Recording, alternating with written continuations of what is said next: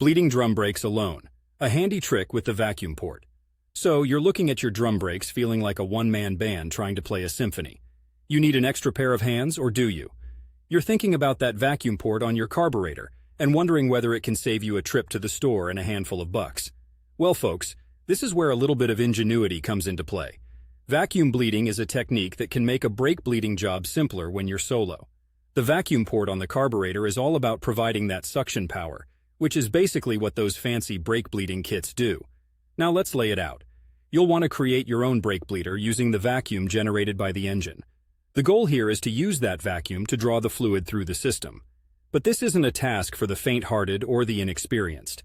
If you haven't hung around the hood of a car for more hours than you'd care to admit, this might be the time to call up a friend or just go with the kit. But I digress. Here's the step-by-step. 1. Modified bleeder valve. You'll need a small container, perhaps a mason jar, because who doesn't have those lying around?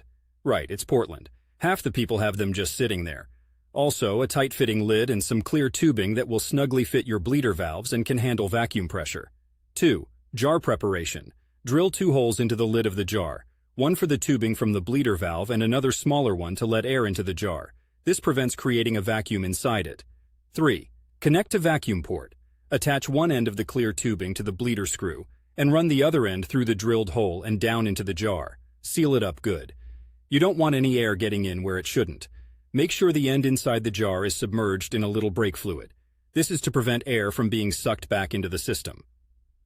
4. Start your engine. The piece of equipment you didn't know you had, your engine, is going to be the worker bee here. Connect another piece of tubing from the vacuum port on your carburetor to the small hole on the lid of the jar.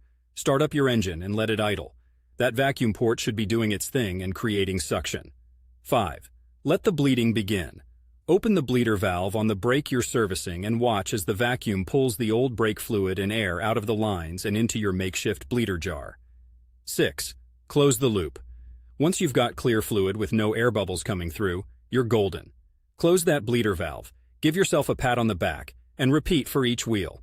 This little bit of garage wizardry can work, but there's no shame in getting a brake bleeding kit. They're not too pricey, and they'll come with all the bits and bobs you need, tailored for this very job. Plus, doing it this DIY way can introduce new problems if you're not careful, so weigh your options. And remember, whether you're tinkering with brakes in Portland or anywhere else, safety is key. Make sure your vehicle is secure and isn't going to roll away while you're working, because nobody wants their car to take a solo trip down Hawthorne Boulevard without them. So, next time the brakes need bleeding and you're contemplating whether to harness the power of the mighty vacuum port, just remember, while it can be done, sometimes it's just easier to use or borrow the right tool for the job. Stay safe and happy wrenching.